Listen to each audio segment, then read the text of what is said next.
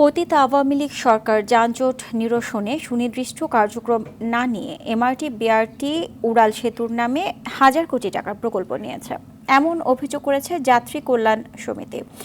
Dhaka reporters ইউনিটিতে সংবাদ সম্মেলনে সংগঠনের মহাসচিব মোজাম্মেল হক চৌধুরী বলেন, নগরের প্রধান সড়কে প্যাডেল মোটর চালিত রিকশা, ইজিবাইক ও ত্রিচক্রযান চলাচল বন্ধ করলে যানজট সমস্যা 20% কমে যাবে।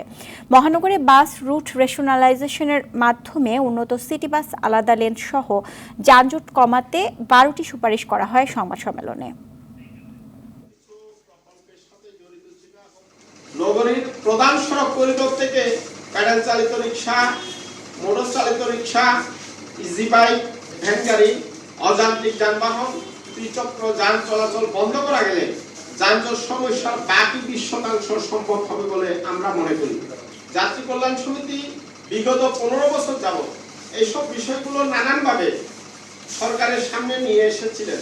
বিগত আওয়ামী লীগ সরকার এইসব কর্ণপাত না করে বড় বড় মেগা প্রকল্প নিয়ে ব্যস্ত ছিলেন।